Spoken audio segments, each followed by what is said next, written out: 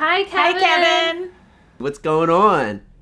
Oh, just trying to live and have love and belonging in this world. It's great to be back with you, and I'm glad that we can take a few minutes. Absolutely. So, listen, anytime I get to spend time with Chillin and Emily Rose, I'm good. So there's nothing wrong with this moment at all. Well, I wanted to talk to you a little bit more about your book, A Kid's Book About Belonging, and really what inspired you to write the book. So I said to some folks the other day, actually, that now more than ever, we need to find a sense of community and that sense of belonging. And so, out of necessity, when I was a child, I created that through sports and play first. And then the local playground was the place that I loved to be at. And I felt safe and I felt invited and I felt included.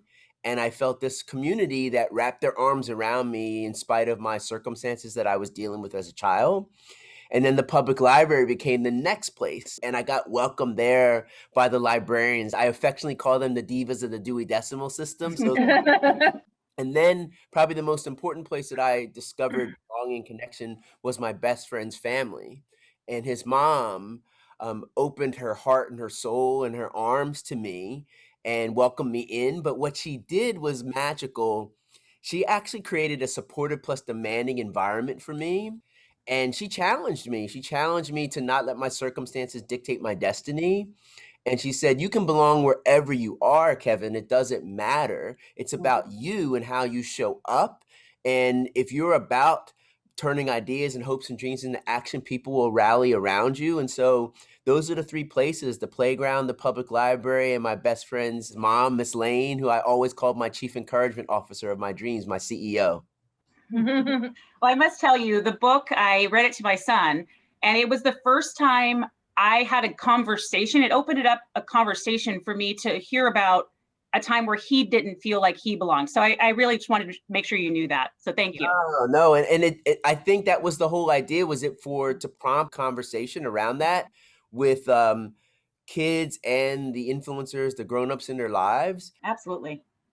And I think it really segues into foster care because you are in different homes. You're not in your home of origin. You're with other people that you've never met before most of the time. And why is it so important for all kids to have a sense of belonging? And even for the littlest ones, how can they develop that inner sense of belonging? First and foremost, when you're thinking about all those different scenarios and trying to find a way to belong and to show up as yourself and get people to welcome you that way fully, I think you have to know what you're about. And so it doesn't matter your age per se. You can show interest by showing spark. When you're an infant and you're in a foster care system and you're with a family, they're going to show you things and share things with you. And if you spark, if you're lit up by that, they're going to notice that. So kids, wherever you go, in foster care system, whatever it might be, new schools, all those things, I need to know what's getting me out of bed and why. And so I think that's really key for us, is finding that regardless of the circumstances that that child might find themselves in, the people who are surrounding them need to support that. Let me find what sparks you. And then when I find that, let me feed that. But if you find it yourself, then keep articulating and letting people know, and you can keep building and growing that knowledge about the things that bring you joy. That's awesome. I was thinking about what you said about being a resource and a safe space. And I think about with love in that same way, where we're trying to create a safe place, a resource for foster families in the community. How do you have any other ideas or suggestions on how we as a community, as foster parents, as foster families, how we might be able to better support foster kids so that they do not walk away with a sense of feeling like they don't belong somewhere? There's so many amazing resources within communities now that are recognizing the importance of belonging. The pandemic really helped with that because we saw where we were resource lacking. So finding those places that our destinations, our physical places where you can go to, and how are you all with love maybe offering that like as a resource? Like here's a list, here's some resources, here's some things, here's online, here's physical destinations, and then you can pick and choose what's best along with your foster child. Like you can actually sit down with them and say, where do you think it works? Versus saying, okay, we're taking you here. No, actually make it a conversation and a collaboration, because so many times they don't have a say in where they're being placed. So the quicker we can let them feel like that, they'll feel a sense of belonging, like you see me. What are some things that just as people we can be doing to bring our neighborhoods together? I know that you do some specific things in your neighborhood to keep folks connected. Can you share a little bit of that?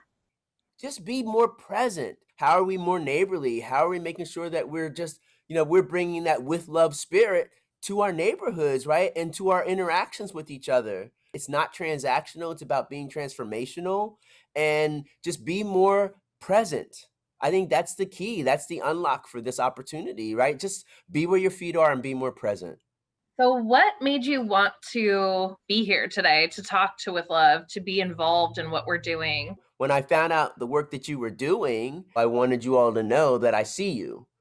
I do know there's another me out there. Like, I know that. Maybe not in the same circumstances, but they're out there. Yep. And we all need help. And so if there's any way that you can create an accelerant for those young people to discover that, our actions may seem small, but collectively, if we all do our part, the impact can be phenomenal. So I always encourage people to do their part. Well, Kevin, we so appreciate you taking time with us today. I just have one more question for you, and I was hoping you could say something to the future you, the little you that's going to be watching this video potentially and seeing all the success that you've had. What would you say to our little folks? So if I were speaking to Kevy Kev, Kevy Kev coming up, I would say that anything is available to you as long as you have a good want to. My grandfather would always say that you can't do anything with a broke want to. You got to want to be better, got to want to be unique, got to want to make your ideas, your dreams real. So check your want to every day. Circumstances never dictate your destiny. So keep going and be well, and Godspeed. It's waiting for you. So let's go. I love that. Thanks, Thank Kevin. you. My pleasure. It's all love, right? It's all I love that. Be well. Take good care.